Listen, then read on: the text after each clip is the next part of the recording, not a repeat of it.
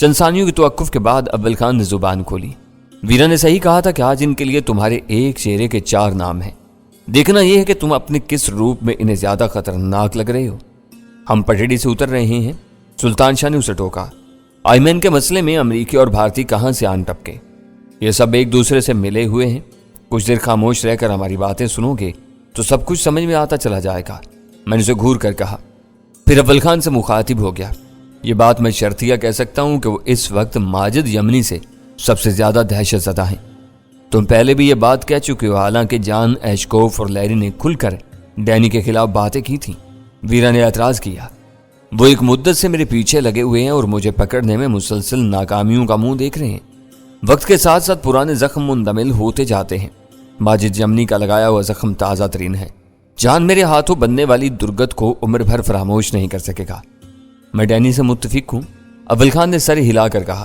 CIA کی مہم میں اب جان کی ذاتی پرخاش کا عنصر بھی شامل ہو گیا ہے۔ وہ ڈینی سے پہلے ماجد کو پکڑ کر کیفر کردار تک پہنچانا چاہے گا۔ اس کے بعد ڈینی کی باری آئے گی۔ مذہب کے بارے میں امریکیوں سے زیادہ بھارتی بے چین ہیں۔ پھر تم کو ماجد بن کر آئمین سے بات کرنی چاہیے۔ تمہارا اصل نام سنتے ہی وہ بدک جائے گا۔ ویرا نے فیصلہ سنا دیا۔ وہ واقعی اس مسئلے کا سیدھا، آسان ترین اور منطقی حل تھا۔ مجھے لمحہ بھر کے لیے حیرت ہوئی کہ وہ بات میرے ذہن میں کیوں نہیں آ سکی تھی۔ آدمی تنہا ہو تو مشکلات میں گھر کر کبھی کبھی خود کو بہت بے بس محسوس کرنے لگتا ہے، لیکن اسے اپنے اعتماد کے ساتھیوں سے مشاورت کی سہولت حاصل ہو تو آپس کے بحث و مباحثے سے نہ صرف دل کو ڈھارس ملتی ہے بلکہ بعض مسائل کا آسان حل بھی سامنے آ جاتا ہے۔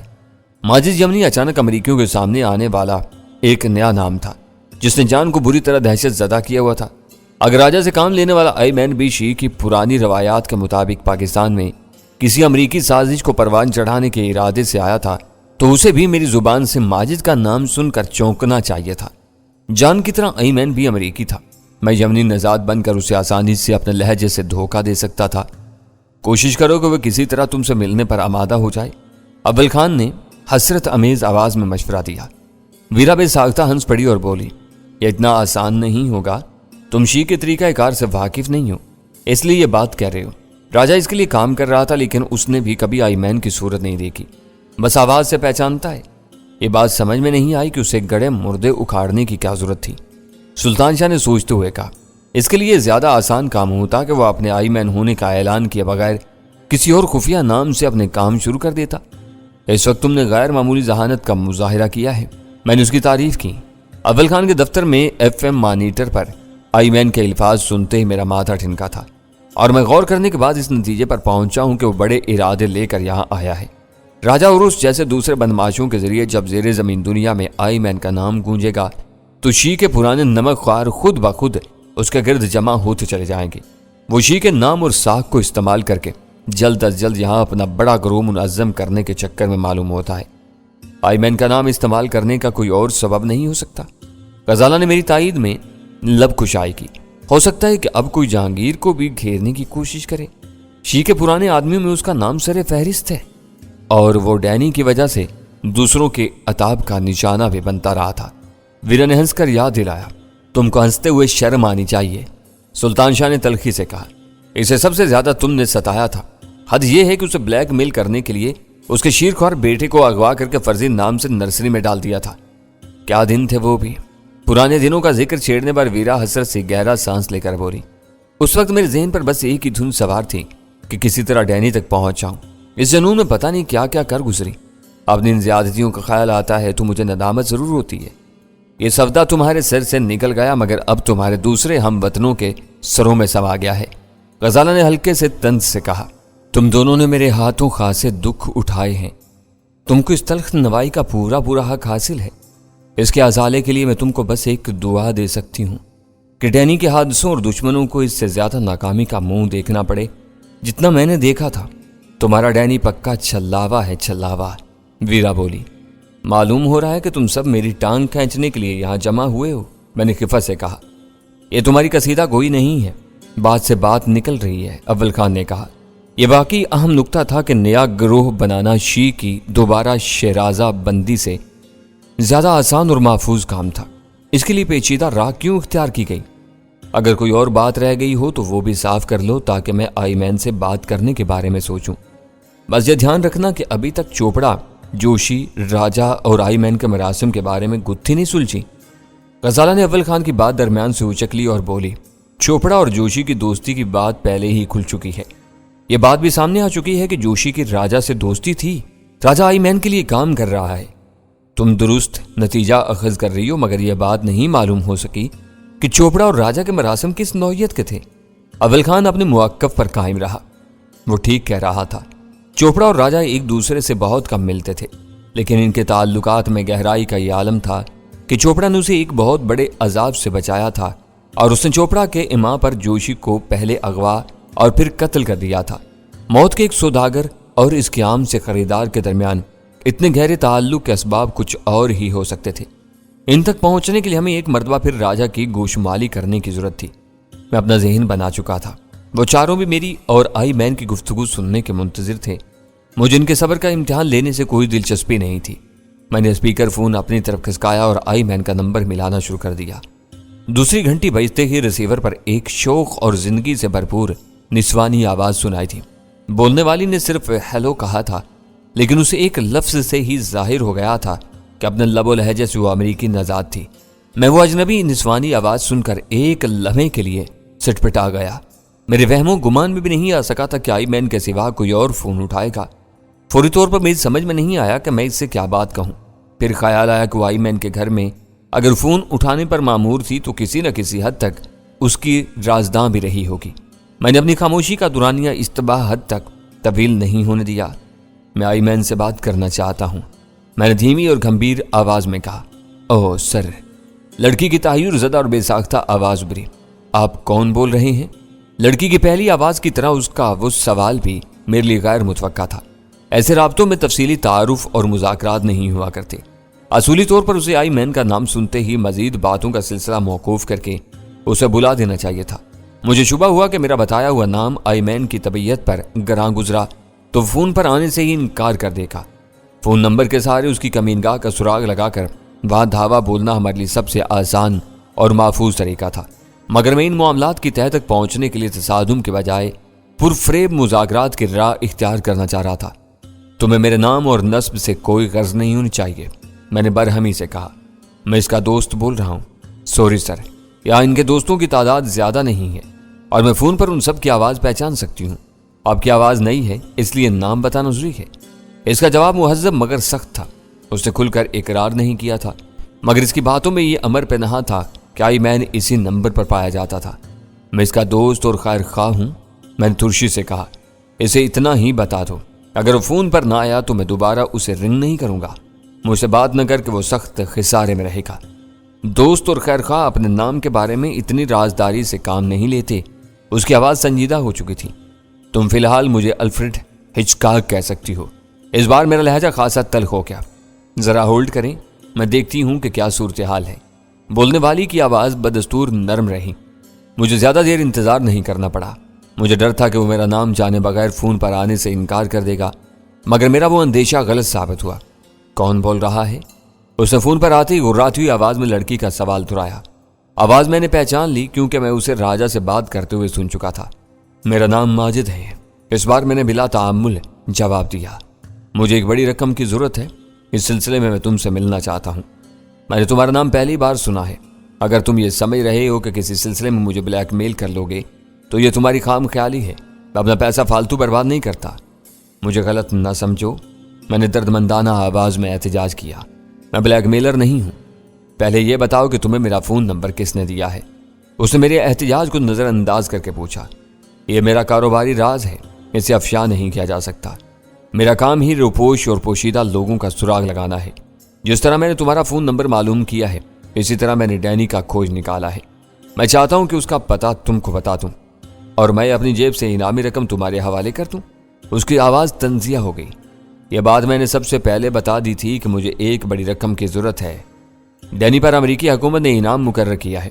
تم کو ان کے کسی افسر یا کونسل خانے سے رابطہ کرنا چاہیے۔ اس کی آواز میں طنز زیادہ نمایاں ہو گیا۔ ڈینی کے سلسلے میں تم مجھ پر مہربان کیوں ہو رہے ہو؟ میں نے گہرا سانس لیا اور جواب دیا۔ پہلے میں نے یہی کوشش کی تھی، جان ایچکوف سے سودا کرنے کی کوشش کی تھی، مگر اس نے سنگین غلطی کی۔ مجھ سے ملنے کے لیے اپنے ساتھ مسلح آدمی لے آیا۔ گڑبڑ کی وجہ سے میں چھپا رہا، اپنے آدمی کو اس کے پاس بھیج دیا۔ بات بگڑتی چلی گئی اور ہمارے درمیان مفاہمت ہوتے ہوتے رہ گئی۔ اوہ، تو تم وہی عبد الماجد حسینی ہو؟ وہ پورا واقعہ میرے علم میں ہے، اس میں غلطی تمہاری بھی تھی۔ راستے میں تمہاری سرخ سوزوکی خراب ہو گئی اور جان اسے ڈھونڈتا رہا۔ اس کا بھڑکنا عین فطری تھا۔ وہ CIA کا بہت بڑا افسر ہے۔ اس سے ٹکراؤ ہو جانے کے بعد امریکی میرے دشمن ہو چکے ہیں۔ میں نے دوبارہ ان سے رابطہ کیا تو مجھے انعام دینے کے بجائے کسی گندے جال میں پھانس لیں گے۔ اس مجبوری کی وجہ سے میں نے تم سے رابطہ کیا ہے۔ تو تمہارا خیال ہے کہ میں امریکی نہیں ہوں؟ اس کی آواز چبھتی ہوئی تھی۔ لہجے سے تم بھی امریکی معلوم ہو رہے ہو، مگر تم ایک عام اور ذمہ دار شہری ہو۔ وہاں کے سرکاری افسر میرے دشمن ہوئے ہیں۔ مجھے محسوس ہو رہا تھا کہ میں ماجد کے روپ میں آئی مین کی نظروں میں اپنی ساکھ برقرار رکھنے میں کامیاب رہا تھا۔ تم کراچی کے پولیس اسٹیشنوں میں سے کسی کا انتخاب کر سکتے ہو۔ تمہاری نظر مجھ پر کیوں پڑی؟ وہ ہر طرح سے اپنا اطمینان کرنا چاہ رہا تھا۔ بعض ضابطے کی لمبی کارروائیاں ہوں گی، رقم کونسل خانہ دے گا۔ وہ جاننا چاہیں گے کہ پولیس کا مخبر کون تھا۔ میں ان کے سامنے آیا تو بات بگڑ جائے گی۔ میں نے پورے صبر اور سکون سے اسے سمجھانے کی کوشش کی۔ پولیس والوں سے ہو کر مجھ تک آتے آتے وہ رقم آدھی رہ جائے گی۔ یہ بھی ہو سکتا ہے کہ مجھ سے ڈینی کے بارے میں ہر بات معلوم کرنے کے بعد میرا ذکر سرے سے اڑا دے اور ڈینی کی گرفتاری کی ٹوپی اپنے سر منڈ کر انعام کے دعوے دار بن جائیں۔ میں ایک غریب الوطن یمنی ہوں، کراچی کی بگڑی ہوئی پولیس کا کیا بگاڑ لوں گا؟ تم یمنی ہو لیکن پاکستانیوں اور امریکیوں کے بارے میں بہت کچھ جانتے ہو۔ دوسری طرف سے طنز کیا گیا۔ مجبوری ہے، لاکھوں ڈالر کے معاملے میں کوئی بھی بے ایمان ہو سکتا ہے۔ میں نے بے پرواہی سے جواب دیا۔ میں نے بہت چھان بین کی اور اپنی معلومات کو سینے سے لگائے بیٹھا ہوں۔ وقت گزر گیا تو ڈینی اپنا ٹھکانہ بدلے گا۔ مجھے اس بات کی خوشی تھی کہ آئی مین جیسا خراٹ شخص میری باتوں میں دلچسپی لینے اور گفتگو کو جاری رکھنے پر مجبور تھا۔ سونے پر سہاگا یہ تھا کہ وہ جان ایچکوف والے واقعے سے باخبر تھا۔ میں نے اس بارے میں کوئی غلط بیانی نہ کر کے کسی حد تک اس کا اعتماد جیت لیا تھا۔ تم میرا نام نہیں جانتے، صرف میرے لقب سے واقف ہو۔ تم کو علم ہوگا کہ مجھ سے تمہاری ملاقات کا کوئی امکان نہیں ہے، وہ کہہ رہا تھا۔ اس سودے کے لیے تم کو اپنا اصول توڑنا ہوگا۔ ملاقات کا بغیر بات نہیں بن سکے گی، میں نے اصرار کیا۔ پھر شاید تم کو نہیں معلوم کہ آئی مین کیا منصب ہوتا ہے۔ اس کی آواز سے تکبر اور نخوت کی بو آ رہی تھی۔ مجھے سب معلوم ہے، میں نے اس کے غرور کو ختم کرنے کے لیے سرسری لہجہ میں کہا۔ میں نے تمہیں بتایا نا کہ لوگوں اور خبروں کا کھوج لگانا آج کل میرا پیشہ ہے۔ تم سے رابطہ کرنے سے پہلے میں معلوم کر چکا ہوں کہ تم شی کے کوئی بڑے ہو۔ دوسری جنگ عظیم میں شکست کے برسوں بعد بھی برما کے جنگلوں میں بہت سے جاپانی فوجی چھپتے پھر رہے تھے۔ ان کی دانش میں جنگ ختم نہیں ہوئی تھی اور وہ اپنے دشمنوں کے خلاف برسے پیکار تھے۔ انہیں بہت مشکل سے یقین دلایا جا سکا کہ ان کے ملک نے ہتھیار ڈال دیے تھے۔ تم بھی شی کے بڑوں میں سے کوئی ایسے کمانڈر ہو۔ شی ایک مدت پہلے مر کھپ گئی۔ اس کے آدمیوں نے شی کے اثاثوں پر قبضہ کر لیا۔ آئی مین مارے گئے یا گوشہ نشین ہو گئے اور اب اچانک تم نمودار ہوئے ہو۔ شاید تم کو معلوم ہو کہ شی اس علاقے میں برسوں پہلے ختم ہو چکی تھی۔ شی کی بربادی میں ڈینی اور ویرا کا بہت ہاتھ تھا۔ اصل مجرم ڈینی ہے۔ آئی مین کی آواز نفرت امیز ہو گئی۔ اسی نے ویرا کو ورغلا کر اسے اپنے باپ سے غداری پر مجبور کیا تھا، مگر شی ختم ہونے کے لیے نہیں بنائی گئی تھی۔ کسی کی زندگی یا موت سے اس پر کوئی اثر نہیں پڑ سکتا۔ وہ یہاں سے ناسازگار ماحول کی وجہ سے سمیٹی گئی تھی۔ اب میں آیا ہوں تو تم دیکھو گے کہ یہاں اس کا توتی بولے گا۔ ڈینی اور ویرا کو میں اپنے ہاتھوں سے جہنم واصل کروں گا۔ بات کا رخ شی کی طرف مڑ گیا تھا۔ میں نے اس سے فائدہ اٹھاتے ہوئے کہا، تم یہاں شی کی تنظیم نو کے لیے آئے ہو۔ اپنی حد سے تجاوز مت کرو، بات وہیں تک رکھو جہاں سے شروع کی تھی۔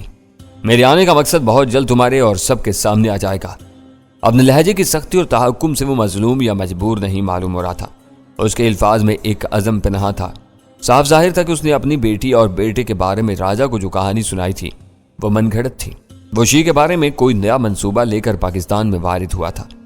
میں اس سے ماجد بن کر ایک مخصوص زاویے سے بات کر رہا تھا۔ میرے لیے ممکن نہیں تھا کہ میں راجا کی بتائی ہوئی باتوں کا حوالہ دے کر اس سے ذلیل کرتا یا شی کے بارے میں اپنی معلومات کا اظہار کر کے اسے حیران کرتا۔ اس تک پہنچنے کے لیے اس کی ہرزہ سرائی سننی ضروری تھی۔ $1 ملین کے عوض ڈینی۔ میں نے ایک گہرا سانس لے کر کہا، وہ امریکی حکومت کے ساتھ شی کو بھی مطلوب ہے۔ تم نے اس حقیقت کا اعتراف کر لیا ہے۔ مجھے یہ سب پہلے سے معلوم تھا، اسی لیے میں نے جان سے بات بگڑنے کے بعد تم سے رجوع کیا ہے۔ میں تمہارے دیے ہوئے کسی پروگرام کے مطابق کہیں ملنے کا وعدہ نہیں کر سکتا۔ پھر مجھے وقت اور جگہ بتا دو، میں پہنچ جاؤں گا۔ میں نے اس کی بات درمیان سے اچک کر کہا، ایک ہی بات ہے، وہ آسانی سے کسی چکر میں آنے والوں میں سے نہیں تھا۔ ایک مرتبہ پھر تمہاری گاڑی خراب ہو سکتی ہے، این موقع پر کوئی غلط فہمی پیدا ہو سکتی ہے۔ میں نہیں چاہتا کہ میرے ساتھ جان جیسے کسی احمقانہ واقعے کا عادہ ہو۔ اپنے ٹھکانے اور حلیے کے بارے میں بتاؤ اور سب کچھ مجھ پر چھوڑ دو۔ میں جب مناسب سمجھوں گا خود تمہارے پاس پہنچ جاؤں گا اور ہم سکون سے بیٹھ کر معاملات طے کر لیں گے۔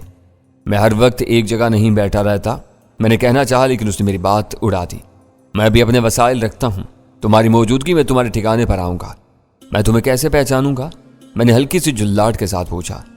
یہ کوئی مسئلہ نہیں ہے، میں ابھی تمہیں ایک پاس ورڈ بتا دوں گا، وہی ہماری باہمی پہچان ہوگا۔ تم مجھ پر بھروسہ کرنے کے لیے تیار نہیں ہو تو میں تم پر کیسے اعتماد کر سکتا ہوں؟ میں نے کہا۔ تم مجھ سے ملنے سے پہلے اپنے آدمیوں سے میرے بارے میں چھان بین کراؤ گے۔ اگر تمہیں کوئی بھی بات مشتبہ نظر آئی تو تم مجھے ناقابل تلافی نقصان پہنچا سکتے ہو۔ میں یہ خطرہ مول نہیں لوں گا، پھر یہ ڈیل نہیں ہو سکتی۔ آئمین نے اپنا فیصلہ سنا دیا۔ اب تم کو مجھ سے شکوہ نہیں ہو سکتا۔ تمہارے انکار کے بعد اب میں ڈینی سے تمہارا سودا کروں گا۔ وہ شاید $1,000,000 تو نہیں دے سکے گا، مگر مجھے اس سے ایک بڑی رقم ضرور مل جائے گی۔ میری محنت رائے گاہ نہیں جائے گی۔ اس کا فیصلہ سنتے ہی میں نے پانسا پھینکا۔ تم اس کمینے سے میرا سودا کرو گے؟ حیرت اور غصے کی زیادتی سے اس کی ہکلاتی ہوئی آواز ابھری۔ مجبوری ہے۔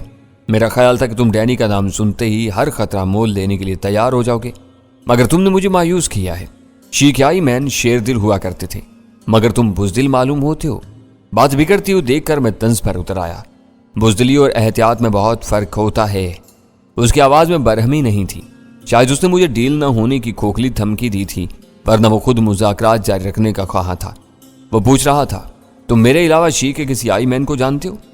میں نام نہیں بتا سکتا، لیکن وہ اپنے حریفوں کے ہاتھوں مارا گیا۔ بہت دلیر اور بے خوف آدمی تھا۔ میں نے فی البدیہہ ایک خیالی پیکر تراش لیا۔ اسے معلوم تھا کہ اس کے دشمن کسی بھی وقت اسے مار دیں گے۔ اس کو ڈر تھا کہ اس کی سلور آئی دشمنوں کے ہاتھ لگ گئی تو شی کو ناقابل تلافی نقصان پہنچے گا۔ اس نے فرار کی راہ اختیار کرنے کے بجائے اپنی سلور آئی میرے پاس رکھوا دی اور میدان میں ڈٹا رہا۔ اوہ، اس کی سلور آئی کہاں ہے؟ اسپیکر فون پر اس کی مضطربانہ آواز ابھری۔ وہ امانت آج بھی میرے پاس محفوظ ہے۔ میں چاہتا تو اس کی مدد سے خود آئی مین بن سکتا تھا، مگر میں مردہ گھوڑے پر سواری کرنا پسند کرتا ہوں، نہ کسی کی امانت میں خیانت کرنے کا تصور کر سکتا ہوں۔ تم ہر تھوڑی دیر بعد ایک نیا شوشہ چھوڑ رہے ہو۔ میں تمہاری کسی بات پر بھروسہ نہیں کر سکتا۔ اس کی آواز سے بے اعتباری مترشح تھی۔ تم چاہو تو میں گول طلائی سکے پر دونوں طرف ابری ہوئی نقرئی آنکھ دکھا سکتا ہوں۔ شرط یہ ہے کہ مجھ سے ملو۔ وہ سلور آئی مجھے دے دو، میں تمہیں $20,000 دوں گا۔ اس نے مصربانہ آواز میں پیشکش کی۔ میں کسی قیمت پر امانت میں خیانت نہیں کروں گا، میں نے زور دے کر کہا۔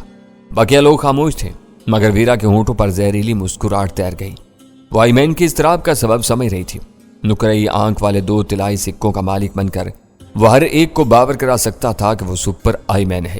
ایسی صورت میں اسے دنیا کی کوئی طاقت شی کی سربراہی سے نہیں روک سکتی تھی۔ امانت رکھوانے والے کی موت کے بعد تمہاری ذمہ داری ختم ہو گئی۔ اب تم اسے بیچ دو تو یہ خیانت نہیں ہوگی۔ آمنے سامنے بیٹھ کر بات کے بغیر کوئی فیصلہ نہیں ہو سکتا، میں نے 2 ٹوک لہجے میں کہا۔